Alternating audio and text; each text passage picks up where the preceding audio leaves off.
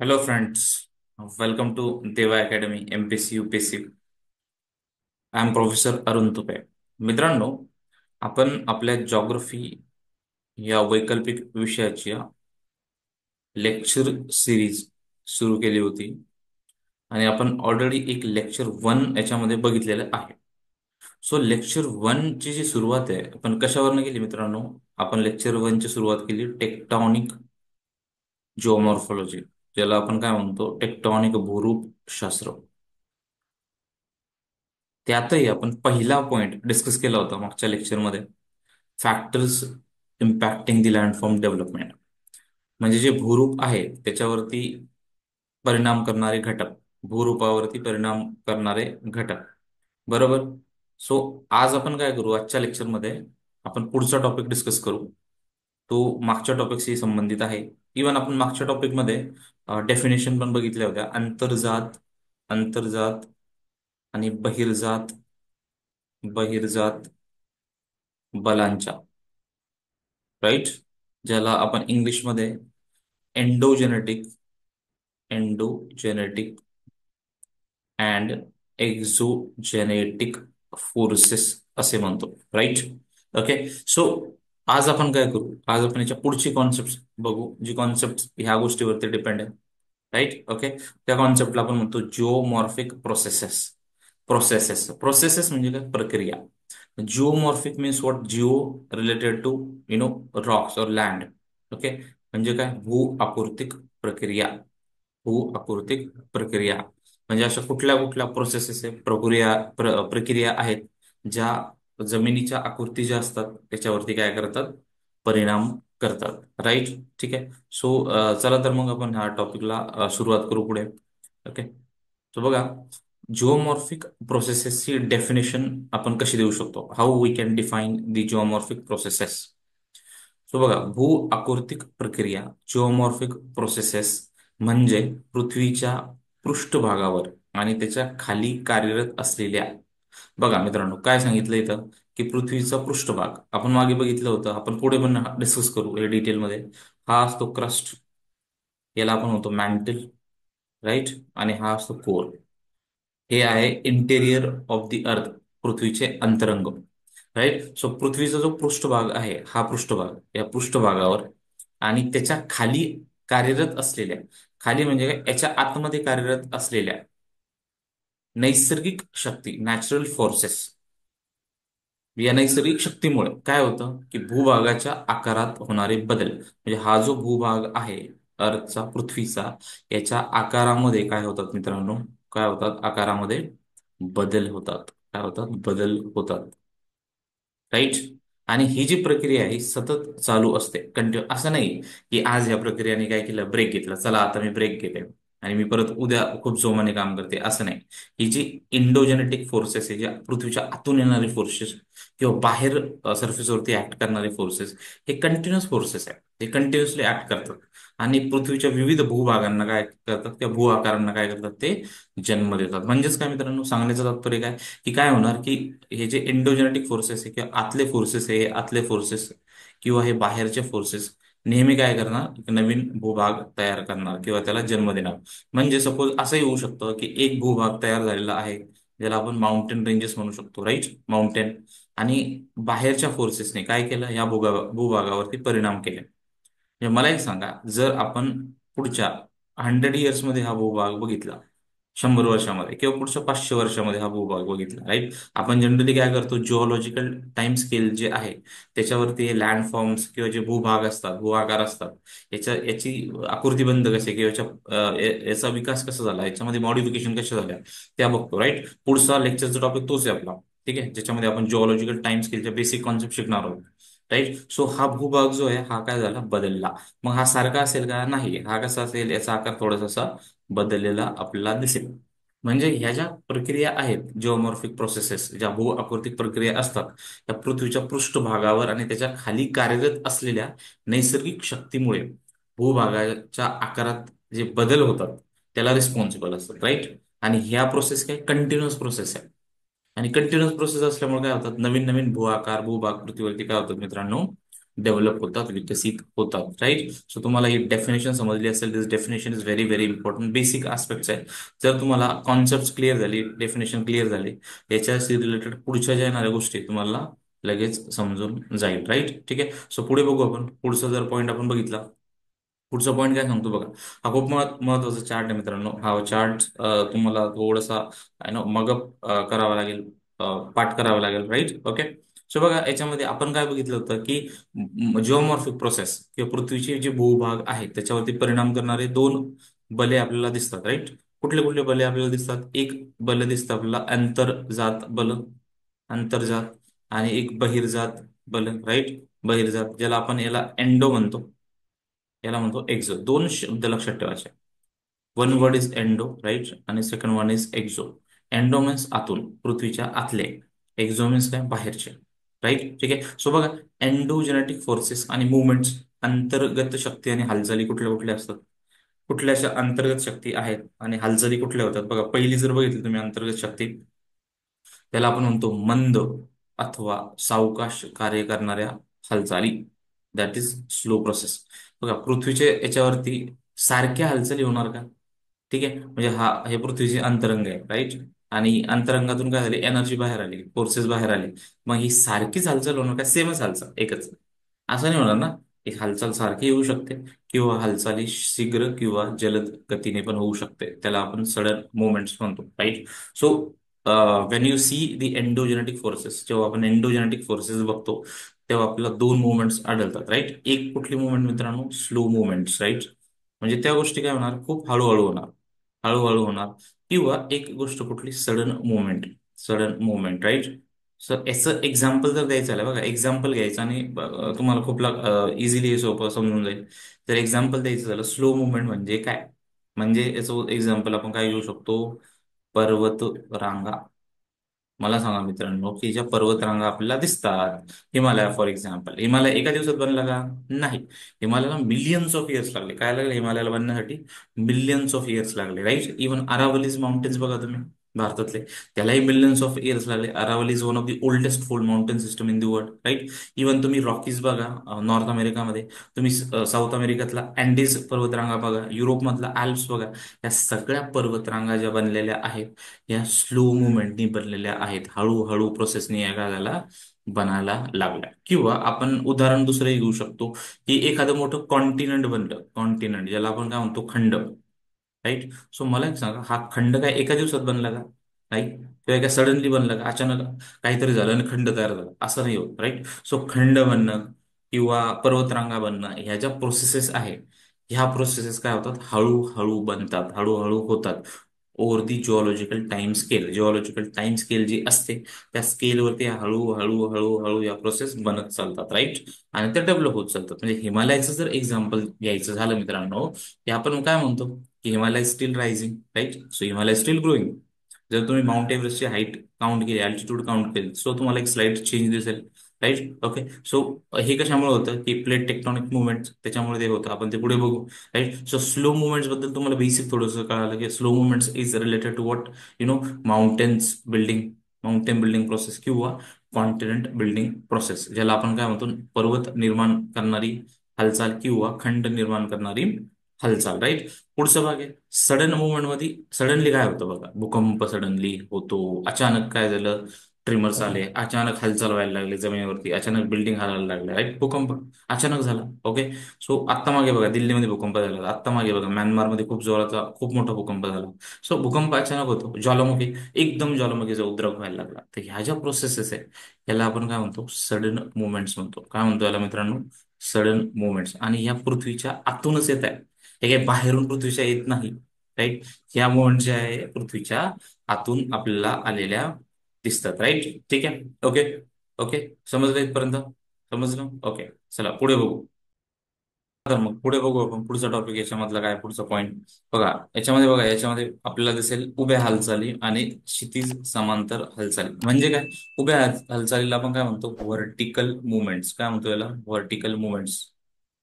Vertical movements, याला आपण म्हणतो horizontal movement. Horizontal movement, right. खूप सोप्या गोष्टी आहे.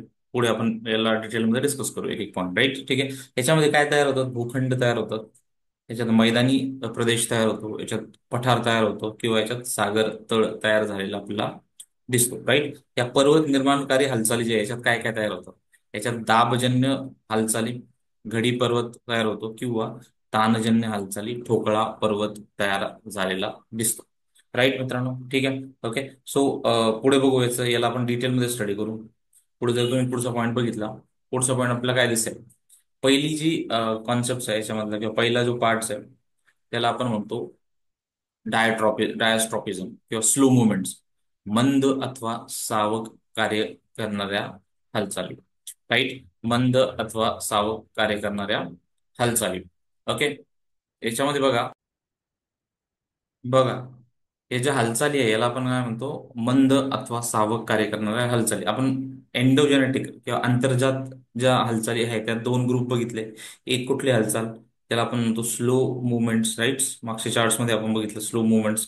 त्याला आपण म्हणतो मंद हालचाली, मंद हालचाली, राईट. ओके. आणि दुसरा जो ग्रुप होता तो होता fast movement, fast movement. Okay. त्याच्यात बघा, याला इंग्लिशमध्ये काय म्हणतो? डायस्ट्रॉपिझम. डायस्ट्रॉपिझम मीन्स स्लो मुवमेंट्स. या अंतर्गत शक्तीच्या प्रभावामुळे बऱ्याच वेळा पृथ्वीच्या पृष्ठभागावर उभ्या किंवा आडव्या, अर्थात क्षितिज समांतर हालचालीमुळे बदल घडून येतात. म्हणजेच काय मित्रांनो? उभ्या उभ्या म्हणजे काय? व्हर्टिकल हालचाली होऊ शकतात, व्हर्टिकल, किंवा आडव्या हॉरिझॉन्टल हालचाली होऊ शकतात पृथ्वीवरती.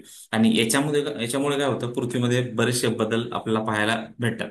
मग यामध्ये काय असू शकतं? यामध्ये एक तर खंड निर्माण करणारी हालचाल असू शकते, किंवा एक पर्वत निर्माण करणारी हालचाल पण असू शकते, राईट. याच्यात बघा, पहिली खंड निर्माण करणारी हालचाल, ज्याला आपण एपेरोजेनिक मुवमेंट्स म्हणतो. काय म्हणतो याला? Epeirogenic movements, right. त्याच्यामध्ये आपलं काय तयार झालेले असतात? खंड, ज्याला आपण कॉन्टिनंट्स असे म्हणतो. काय म्हणतो? कॉन्टिनंट्स, राईट. ओके. दुसरी जी मुवमेंट्स आहे त्याला आपण म्हणतो पर्वत निर्माण करणारी मुवमेंट्स, आडव्या हालचाली, माउंटेन बिल्डिंग मुवमेंट्स. या दोन महत्वाच्या मुवमेंट्स आपल्याला याच्यामध्ये दिसतात, राईट. आणि ह्या दोन्ही पण मुवमेंट ज्या आहेत मित्रांनो, ह्या कुठल्या याच्यामध्ये येतात? स्लो मुवमेंट्स मध्ये येतात. कशामध्ये येतात? स्लो मुवमेंट्स, ज्याला इंग्लिशमध्ये काय म्हणतो आपण? डायस्ट्रॉपिझम असे म्हणतो. काय म्हणतो? डायस्ट्रॉपिझम. हा वर्ड पण तुम्ही लक्षात ठेवू शकता. बघा, ऑप्शनचा अभ्यास करताना, स्पेशली जॉग्रफीचा अभ्यास करताना, तुम्हाला इंग्लिशचे काही वर्ड्स लक्षात ठेवणं खूप गरजेचं आहे, राईट. ठीक आहे. त्याच्यात पहिला पार्ट बघा, पहिला जो पार्ट आहे याच्यामध्ये, तो आहे आपला एपेरोजेनिक मुवमेंट्स. म्हणजेच काय?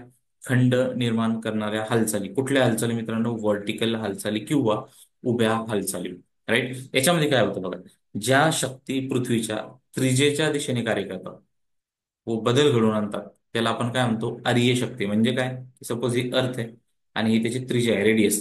याच्या दिशेने जे कार्य करतात शक्ती आणि पृथ्वीच्या याच्यामध्ये बदल घडवून आणतात, त्याला आपण काय? अरीय शक्ती असे म्हणतो, किंवा त्याला इंग्लिशमध्ये आपण रेडियल फोर्सेस असे म्हणतो, राईट.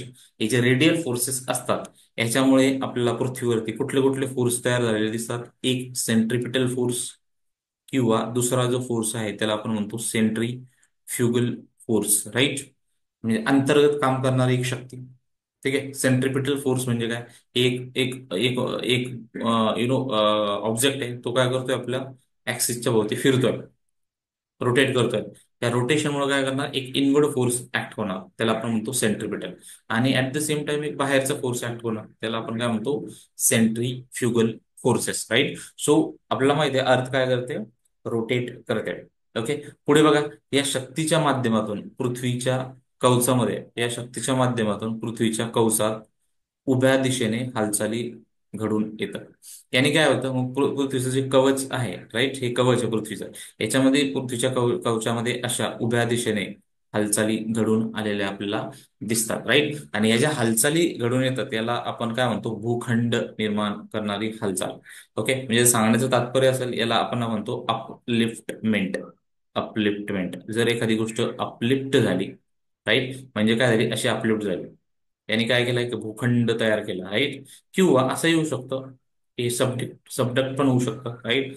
सबडक्ट पण होऊ शकतं. ओके. दोन गोष्टी होऊ शकतात, राईट. याचं एक्झाम्पल जर घ्यायचं झालं, सो उत्तर अमेरिकेतील मैदानी प्रदेश, जो मैदानी प्रदेश आहे नॉर्थ अमेरिकेचा, तसेच सायबेरिया रिजन येथील निर्माण झालेला मैदानी भाग, ठीक आहे. हे मुख्यतः उभ्या दिशेने कार्य करणाऱ्या शक्तीमुळे निर्माण झालेली आहे. ही जी उभ्या दिशेने जी शक्ती कार्य करते त्याच्यामुळे हे जे मैदानी प्रदेश आपल्याला अमेरिका किंवा सायबेरियामध्ये दिसतात ते कशामुळे झालेले आहे? निर्माण एपेरोजेनिक मुवमेंट्सनी झालेले दिसतात, राईट. त्याला आपण काय म्हणतो मित्रांनो? उभ्या हालचाली असे म्हणतो. ओके. पुढे बघा. पुढे जर आपण पुढचं बघितला, पुढचा पाठ जस्ट येस, पुढचा पाठ बघा. याच्यामध्ये पुढच्या ज्या हालचाली आहे, उभ्या हालचालीमध्ये अजून काय काय गोष्टी आपल्याला बघायला भेटतात.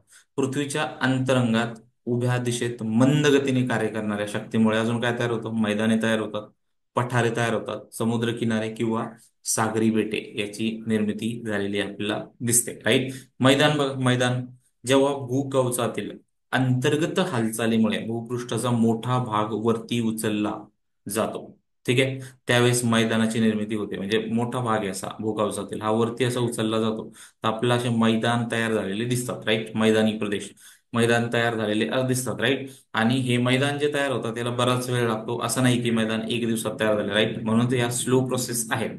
ओके. आणि हे आपला मैदानी प्रदेश कुठे दिसेल? नॉर्थ अमेरिकामध्ये आपल्याला हे मैदानी प्रदेश दिसेल, राईट. ठीक आहे. याच्या व्यतिरिक्त आपल्याला पठारे पण तयार झालेले दिसतात. काय होतं की मंद स्वरूपाच्या शक्तीमुळे काय होते? त्याच्या हालचालीमुळे भूपृष्ठ भाग हा उंचावला जातो. सपोज मैदानी प्रदेश कसा असतो? असा असेल मैदानी प्रदेश, असा मैदान झाला. पण थोडासा जर प्रदेश असा वरती गेला, राईट, ठीक आहे, असा वरती गेला आणि ही कुठली मुवमेंट आहे? व्हर्टिकल मुवमेंट आहे, उभी शक्ती आहे. त्या उभी शक्तीने वरती गेला तर काय तयार होणार? इथं पठार तयार होणार. काय तयार होणार? पठार, राईट. ओके. म्हणजे आपल्या महाराष्ट्रामध्ये पण मैदानी प्रदेश दिसतो, त्याला आपण डेक्कनचे दख्खनचे पठार म्हणतो, राईट. ठीक आहे. तर हे पठार आपल्या वेगवेगळ्या ठिकाणी दिसणार आहे, राईट. सो दक्षिण आफ्रिकेमधले पठार तसेच भारतातील दख्खनचे पठार याची उत्पत्ती झालेली आहे. तर हे जे सगळ्या प्रोसेसेस आहे या कशाशी संबंधित आहे मित्रांनो? या संबंधित आहे कुठल्या प्रोसेसेसशी? स्लो फोर्सेसशी संबंधित आहे. त्या व्यतिरिक्त पुढे अजून काही आहे का याच्यामध्ये? राईट. याच्यामध्ये बघा, समुद्रकिनारे तयार होतात. म्हणजे काय होणार समुद्र किनाऱ्यामध्ये? सपोज आपण जर समुद्र किनारा बघितला, हा एक कोस्टल लाईन आहे, राईट. आपण इंडियाचंच एक्झाम्पल घेऊ, कोस्टल लाईन. तर कोस्टल लाईन मध्ये कधी कधी काय होतं की उभ्या दिशेने जे कार्य करतात हालचाली, राईट, तिथे समुद्र किनारा कधी वरती उचलला जातो. म्हणजे हा जो समुद्र किनारा आहे, सपोज ही कोस्टल लाईन ही अशी वरती उचलला गेली आणि याच्या कम्पॅरिझन मध्ये पाणी ही खाली गेलं, खाली गेलं पाणी, राईट. ओके. याला आपण काय म्हणतो? Post of emergent. Post of what? Post of emergence याला म्हणतो, एमर्जंट, राईट. किंवा एमर्ज्ड पोस्ट असे म्हणतात. याला आपण काय म्हणतो? एमर्ज्ड पोस्ट असे याला आपण म्हणतो, राईट. ओके. याला उन्मत्त सागर किनारा पण म्हणतो आपण. याला काय म्हणतो? उन्मत्त सागर किनारा. कधी कधी काय होणार की हा सागर किनारा वरती आला, कधी असंही होऊ शकतं ना की समुद्राची पाण्याची पातळी जी आहे ही उंचावते. म्हणजे ह्या भागात आपल्या बऱ्याच ठिकाणी काय दिसेल की समुद्राची पाण्याची पातळी जी आहे अशी उंचावलेली आपल्याला दिसेल आणि हा जो भाग आहे हा खाली गेलेला दिसेल. मग ह्या कोस्टला आपण काय म्हणतो? सबमर्ज्ड कोस्ट म्हणतो, जलमग्न सागर असे म्हणतो. म्हणजे ह्या ज्या कोस्ट तयार होतात इंडियामध्ये पण आपल्याला ज्या पूर्व भागाला भारताच्या एमर्ज कोस्ट दिसेल, राईट. आणि पश्चिम भागाला आपल्याला दोन्ही दिसतात, एमर्ज आणि सबमर्ज कोस्ट, राईट. तर या एमर्ज आणि सबमर्ज कोस्ट तयार कशा होतात? या कशामुळे होतात की पृथ्वीचे अंतरंगातून ज्या हालचाली होतात, उभ्या हालचाली किंवा वरती येणाऱ्या हालचाली किंवा खाली जाणाऱ्या हालचाली, याच्यामुळे काय होतात? आपल्याला हे समुद्रकिनारे तयार झालेले मित्रांनो दिसतात, राईट. ठीक आहे. पुढे बघा, बेटे. समुद्राच्या अंतर्गत भागात बऱ्याच ठिकाणी उभ्या दिशेने कार्य करणाऱ्या हालचालीमुळे भूभाग पाण्याच्या वरती उचलला जातो. आता इथं पण सेम आहे की समुद्र आहे, समुद्रामुळे बऱ्याच वेळेस काय होणार की एक भूभाग असा वरती उचलला जाणार, राईट. आणि त्यामुळेच हे जे उचललेला भूभाग आहे जो पाण्याच्या वरती आला यालाच आपण काय म्हणतो मित्रांनो? याला आपण म्हणतो बेटे, right. That is islands, right. Okay. याला आपण आयलँड्स असे म्हणतो, याला आपण बेटे असे म्हणतो. हे आयलँड्स आपल्याला वेगवेगळ्या प्रकारचे आयलँड्स आपल्याला पाहायला भेटतात, राईट. बऱ्याच ठिकाणी आयलँडचा ग्रुप पण असतो, खूप सारे मोठमोठे आयलँड्स आपल्याला दिसतात. त्याला आपण भूखंडीय बेटे पण म्हणतो. वेगवेगळ्या टाईपच्या आयलँड्स आपल्याला बनलेले याच्यामध्ये दिसतात. सो हे बेटे समुद्रकिनारे हे कशामुळे तयार झाले? हे आपल्याला स्लो प्रोसेसेसने तयार झालेले दिसतात, राईट. ठीक आहे. तर जर पुढचं आपण बघितलं, पुढचं हे आपण पहिली कॅटेगरी बघितली, त्याच्यामध्ये आपण बघितलं एपेरोजेनिक मुवमेंट्स, राईट. ठीक आहे. एपेरोजेनिक मुवमेंट्स ज्याच्यामध्ये खंड तयार झालेले आपल्याला दिसतात किंवा खंडीय हालचाली आपण बघतो. पुढची हालचाल बघा, स्लो मुवमेंटची माउंटेन बिल्डिंग मुवमेंट्स किंवा पर्वत निर्माण करणाऱ्या हालचाली किंवा आडव्या हालचाली यालाच आपण हॉरिझॉन्टल मुवमेंट्स असे म्हणतो. काय म्हणतो याला? Horizontal movements. आता याचे एक्झाम्पल जर घ्यायचं झालं, सपोज मी तुम्हाला सांगितलं होतं मागच्या लेक्चरमध्ये की पर्वत तयार कसे होतात. सपोज हा एक जमिनीचा पार्ट आहे, राईट, ज्याला आपण लिथोस्फेरिक प्लेट्स म्हणतो. ही एक दुसरी जमिनीची प्लेट आहे, लिथोस्फेरिक प्लेट आहे, राईट. याला आपण सी नाव दी कॉन्टिनेंट, कॉन्टिनेंट, राईट, जमीन जमीन, राईट. ह्या एकमेकाकडे आल्या, ही कुठली मुवमेंट होती, हॉरिझॉन्टल, राईट. यातली एक प्लेट काय होणार, सबडक्ट होणार खाली, ज्याची डेन्सिटी जास्त आहे. सबडक्ट झाली, सपोज सबडक्ट झाली, तर या सबडक्शनमुळे काय झालं, इथं आपल्याला असे वलीय पर्वत तयार झालेले दिसतात, त्याला आपण फोल्ड माउंटेन म्हणतो. काय म्हणतो, फोल्ड माउंटेन म्हणतो, राईट. ठीक आहे. सो बघा मित्रांनो, ही एक गोष्ट होऊ शकते ज्याच्यामुळे आपल्याला फोल्डिंग हा फेनॉमेना दिसेल. कुठला फेनॉमेना, फोल्डिंग. पुढे आपण बघू. किंवा असं होऊ शकतं की असे एक लिथोस्फेरिक प्लेट आहे, ठीक आहे. या प्लेटमध्ये काय होणार आहे, अचानक इथं खाली आतून पृथ्वीच्या टेन्शन क्रिएट होणार, आणि टेन्शन क्रिएट झाल्यामुळे इथं आपल्याला क्रॅक गेलेला दिसतो, राईट. याला आपण काय म्हणतो, फॉल्टिंग असे म्हणतो. काय म्हणतो याला, फॉल्टिंग, राईट. आपण बघू पुढे ह्या आपण गोष्टी, राईट. सो ह्या ज्या अशा आडव्या हालचाली असतात, याच्यामुळे काय होतात की पृथ्वीच्या अंतर्गत भागातील काही हालचाली पृथ्वीच्या पृष्ठभागाशी आणि परिघाशी समांतर आणि आडव्या दिशेत कार्य करतात. म्हणून अशा हालचालीला आपण क्षितिज समांतर किंवा सिंपल भाषामध्ये जर सांगायचं झालं तर हॉरिझॉन्टल मुवमेंट्स असे म्हणतो. आणि या हालचालीमुळे मित्रांनो पर्वताची निर्मिती झालेली दिसते. पर्वत निर्माण करणारी हालचाल, किंवा याला आपण इंग्लिशमध्ये ओरोजेनेसिस प्रोसेस असे म्हणतो. काय म्हणतो याला, ओरोजेनेसिस प्रोसेस, राईट. हा शब्द पण तुम्ही लक्षात ठेवा, राईट. पर्वत निर्माण करणाऱ्या प्रोसेसेस, ओके, राईट. या हालचालीमुळे काय होतं की भूपृष्ठाला आडव्या घड्या पडू शकतात, ठीक आहे. मग त्यामुळे कुठला पर्वत तयार होऊ शकतो, घडीचा पर्वत तयार होऊ शकतो. काय होणार, याच्यामध्ये आडव्या घड्या तयार होतात आणि घडीचा पर्वत तयार झालेला आपल्याला दिसतो. किंवा आडव्या दिशेने कार्य करणाऱ्या या हालचालीमुळे खडकांच्या थरामध्ये वळ्या किंवा घड्या निर्माण होतात, राईट. त्यालाच आपण काय म्हणतो, फोल्डिंग, फॉल्टिंगच्या प्रोसेस आपण म्हणतो, राईट. सो चला पुढे बघू आपण, पुढे याच्यामध्ये अजून काय. सो याच्यामध्ये जर आपण पुढे बघितलं मित्रांनो, राईट. सो याच्यामध्ये बघा, जर आडव्या हालचालीमधील शक्ती परस्पर विरोधी असेल तर खडकामध्ये ताण तयार होतो. आपण मागची डायग्राम काय बघितली की ह्या जर शक्ती आहे, या परस्पर विरोधी असतील, राईट, म्हणजे एक ह्या साईडला एक ह्या साईडला, या दोन्हीच्या मध्ये आपल्याला काय झालेलं दिसेल, ताण पडलेला दिसेल, ज्याला आपण काय म्हणतो टेन्शनल स्ट्रेस किंवा टेन्शनल स्ट्रेस, राईट. ताण पडलेला दिसेल, ताण आला याच्यामध्ये, म्हणजेच या खडकाला काय गेले मित्रांनो, तडे गेले. काय गेले, तडे, राईट, ओके.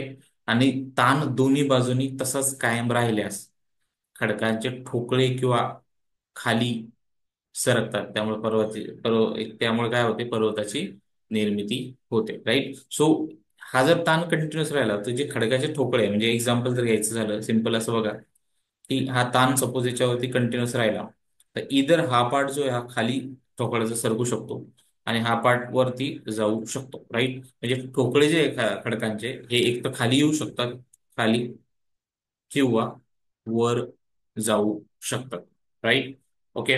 आणि ह्यामुळे काय होतं की ह्या भागामध्ये ज्या कवचाचा भाग आहे पृथ्वीच्या, राईट, याच्यामध्ये ताण किंवा दाब निर्माण झाल्यास अशा भूकवचाच्या वळ्या आपल्याला पाहायला भेटतात. त्याला आपण काय म्हणतो, भेगा पण म्हणतो, राईट. याच्यामध्ये काय होणार आहे सिंपल मित्रांनो, जमिनीवरती भेगा पडतात आणि यालाच आपण प्रस्तरभंग झाले असे म्हणतो, राईट. प्रस्तरभंग, किंवा याला ठोकळ्याचे पर्वत निर्माण झाले असे म्हणतो, राईट. सो ठोकळ्याचे पर्वत म्हणजेच काय मित्रांनो, ब्लॉक माउंटेन्स बनले असे म्हणतो, राईट. सो ब्लॉक माउंटेन्स कशामुळे तयार होतात, प्रस्तरभंगामुळे तयार होतात. कशामुळे, प्रस्तरभंग. प्रस्तरभंग म्हणजेच काय, फॉल्टिंग प्रोसेस. कुठली प्रोसेस, फॉल्टिंग. फॉल्टिंग झाली तर प्रस्तरभंग झाला, म्हणजेच काय, ब्लॉक माउंटेन तयार झालेला आपल्याला दिसेल, राईट. पुढे बघा, पुढचा जर पॉईंट तुम्ही बघितला, त्यात पहिला पार्ट जो आहे आपण बघणार आहोत, त्याला आपण म्हणतो वलीकरण किंवा फोल्डिंग प्रोसेस. मी तुम्हाला सांगितलं ना की दोन अशा प्लेट्स असतात, या एकत्र आल्या, एक सबडक्ट झाली आणि इथं काय झाला, असा फोल्ड बनला आणि त्यानेच पर्वत बनले, पर्वत शृंखला हे बनले. एक्झाम्पल आपण नेहमी घेतो हिमालयास, राईट. सो फोल्डिंग म्हणजे काय, या वलीकरण म्हणजे काय, की पृष्ठभागावर कार्य करणाऱ्या आडव्या हालचाली ज्या असतात त्याला आपण हॉरिझॉन्टल मुवमेंट्स म्हणतो. ज्यावेळी भूगर्भात कार्य करतात त्यावेळी कवचाच्या कमकुवत किंवा मृदू खडकाच्या भागाला घड्या किंवा वळ्या पडतात. म्हणजे घडी पडते, वळी पडते, म्हणजे असा भाग असेल तर ते असं होऊन जाणार, राईट. एक वळी पडली, घडी पडली, आणि या घड्या किंवा वळ्या पडण्याची जी क्रिया आहे ही अतिशय मंद क्रिया आहे. ठीक आहे. अशी फास्ट प्रोसेस नाही की लगेच चला असं आले प्लेट आणि लगेच फूल तयार झाले आणि त्याला घडी पडली वगैरे, असं काही होत नाही. या हळूहळू या गोष्टी होत जातात, राईट. मग काही पृष्ठभाग काय होतो, वरती उंचावला जातो, काही भाग असा वरती जाणार, राईट. आणि त्याबरोबरच दोन घड्याच्या मधल्या भागात काय होतं, खोलगट भाग तयार होतो. म्हणजेच काय, बघा हा एक भाग आहे असा वरती उंचावला गेला, राईट. आणि परत हा भाग वरती उंचावला गेला, म्हणजे हे दोन भाग आहे, हा एक भाग आहे. याच्यात आपल्याला एक खोलगट भाग दिसतो का, राईट. यालाच आपण काय म्हणतो, फोल्डिंग असे म्हणतो, राईट. या डायग्राम मध्ये बघा तुम्हाला असा फोल्ड तयार झालेला दिसेल. हा एक भाग वरती गेलाय, हा खाली, परत हा वरती जाणार, हा खाली. तर ह्या गोष्टीला आपण काय म्हणतो, वलीकरण असे म्हणतो. आणि याच्यामुळेच आपला हिमालयासारखे पर्वत तयार झालेले दिसतात. आल्प्स पर्वत जो आपला युरोपमध्ये दिसतो, रॉकीज किंवा अँडीज पर्वत, राईट. रॉकीज पर्वत आपल्याला नॉर्थ अमेरिकेमध्ये दिसतो, अँडीज हा आपला साऊथ अमेरिकामध्ये दिसतो, राईट. ठीक आहे. सो ही कॉन्सेप्ट लक्षात आली. पुढची कॉन्सेप्ट बघा, पुढची कॉन्सेप्ट काय सांगते. आता फोल्डिंग आपण बघितलं, राईट. सो आपण काय करू याच्यासोबत, पुढची कॉन्सेप्ट बघू, फॉल्टिंग. फॉल्टिंग मध्ये काय असणार आहे की विरुद्ध दिशेने जर दोन गोष्टी किंवा ताण पडत असेल विरुद्ध दिशेने, ठीक आहे, त्या पृथ्वीच्या भागावरती, राईट. सो दाब पडतो, तो त्यामुळे ताण निर्माण होतो. आणि ताण जर निर्माण झाला तर जे कठीण खडक जे बनलेले असतात, या खडक काय होतं, त्याला वळ्या न पडता त्याला भेगा पडतात, राईट. म्हणजे कधी कधी काय असेल की इथं कठीण खडक आहे, सपोज हा जो खडक आहे हा खूप कठीण, याच्यावर ताण पडतोय, मग ते वळ्या पडणार नाही. वळ्या कशा, वळ्या म्हणजे काय, हा असा नाही होणार, असा नाही होणार. त्याच्यावर काय होणार, इथे सरसरी क्रॅक पडणार, क्रॅक, भेगा पडेल, राईट. आणि या भेगा पडल्यामुळे बघा ह्या अशा भेगा पडतात, आणि एक पार्ट असा वरती जाईल, एक पार्ट खाली जाईल, ठीक आहे. म्हणजे सर्कल, एक पार्ट वरती जाऊ शकतो, एक पार्ट खाली जाऊ शकतो. आणि यालाच आपण काय म्हणतो, प्रस्तरभंग. काय म्हणतो याला, प्रस्तरभंग असे म्हणतात. म्हणजेच काय, फॉल्टिंग असे म्हणतो आपण याला, राईट. आणि ही एक रेषा जी असते, या रेषेच्या समांतर या रेषेला धरून ती प्रस्तरभंग घडते, या रेषेला आपण काय म्हणतो, फॉल्ट लाईन असे म्हणतो. काय म्हणतो याला आपण, फॉल्ट लाईन किंवा प्रस्तरभंग रेषा असे म्हणतो. कुठली रेषा, प्रस्तरभंग रेषा असे आपण याला म्हणतो मित्रांनो, राईट. ठीक आहे. सो खूप सिंपल कॉन्सेप्ट आहे. बघा सिंपल परत एकदा सांगतो की फोल्डिंग मध्ये काय होते की दोन प्लेट्स एकमेकांकडे येतात, एक सबडक्ट होते आणि त्याच्यावरती असे वळ्या तयार होतात, राईट. त्याला आपण काय म्हणतो, फोल्डिंग असे म्हणतो. किंवा काय, एक हार्ड रॉक असेल त्याच्यावरती काय झालं, ताण पडला, मग त्याच्यात एक दरी तयार झाली, भेगा पडला, म्हणतो असा डायव्हर्ट झाला, राईट. याला आपण काय म्हणतो, फॉल्टिंग असे म्हणतो. जेव्हा फोल्डिंग होते तेव्हा आपल्याला जे पर्वत रांगा दिसतात त्याला आपण फोल्ड माउंटेन म्हणतो.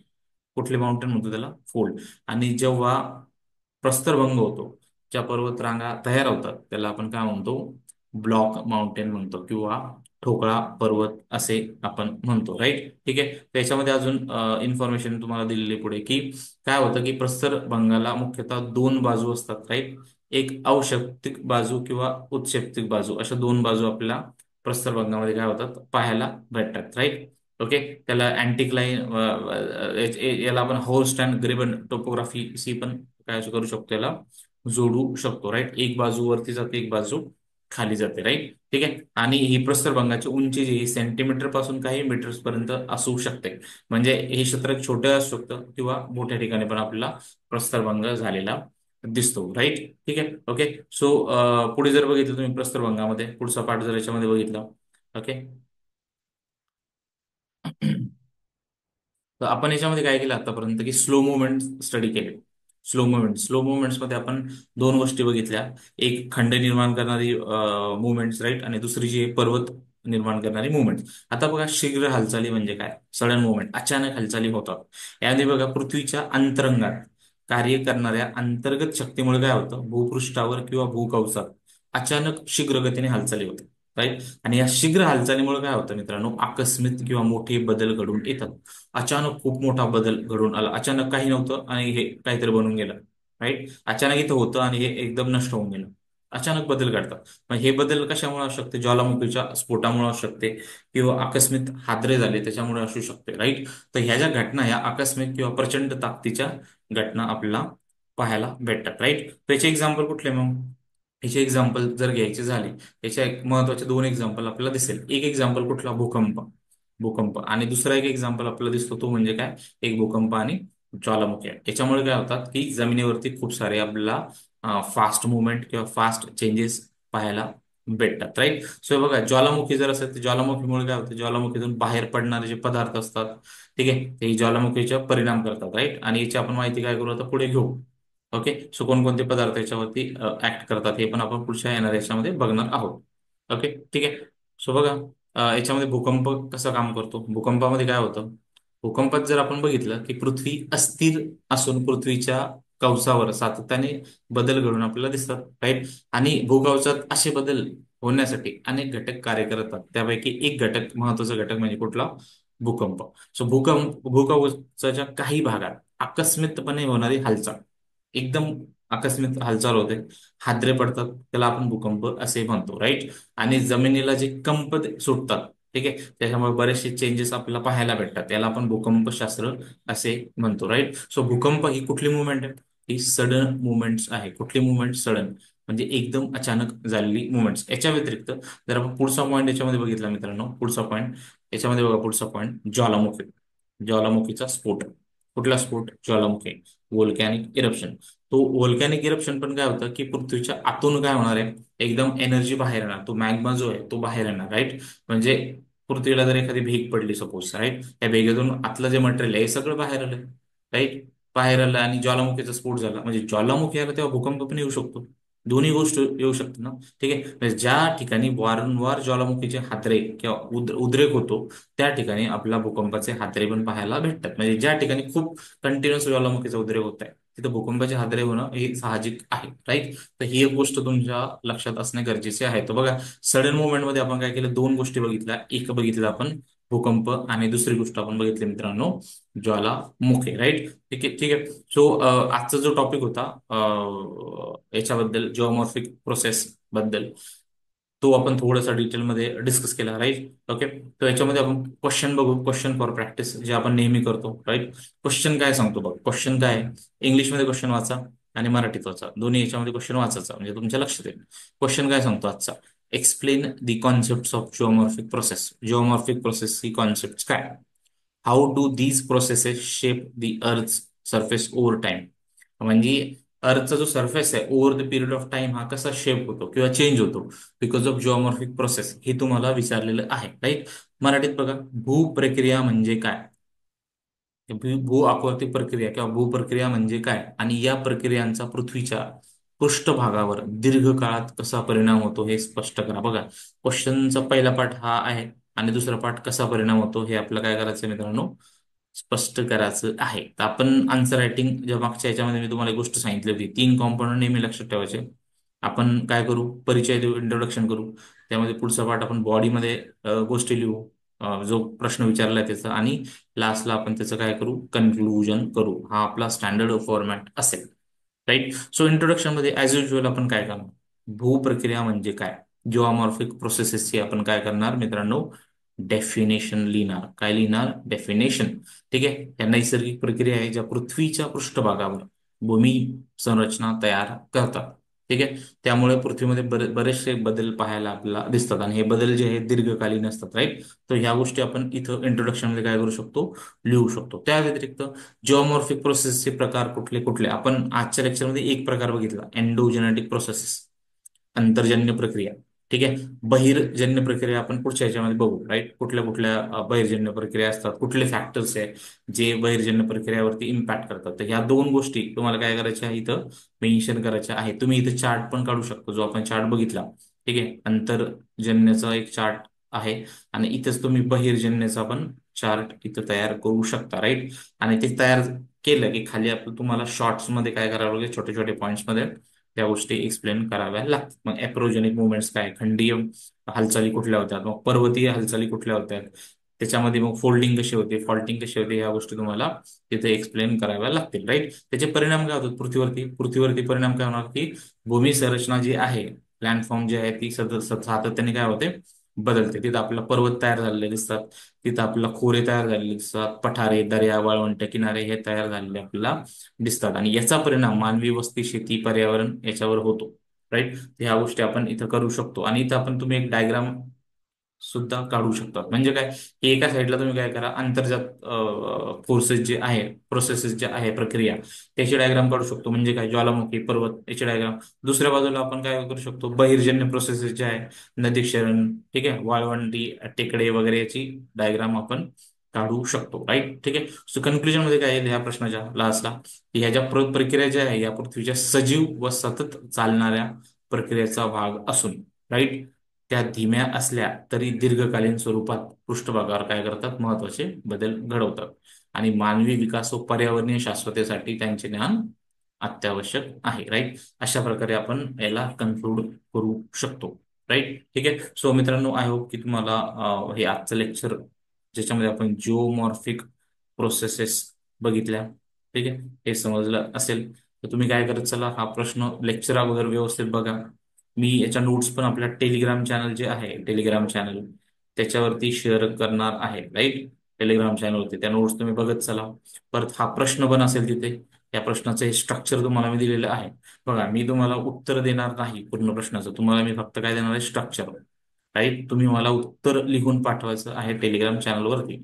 मी ते उत्तर काय करेल, तुमचं चेक करून इव्हॅल्युएट करून तुम्हाला त्याचा फीडबॅक देईल. राईट, सो माझ्या टेलिग्राम चॅनलचे लिंक मित्रांनो तुम्हाला या व्हिडिओच्या डिस्क्रिप्शन मध्ये भेटेल. तर नक्कीच हा व्हिडिओ तुम्ही बघा, सगळ्यांसोबत शेअर करा, याला लाईक आणि सबस्क्राईब करा. ठीक आहे. सो मित्रांनो, आज आपण काय करू, इथे थांबू.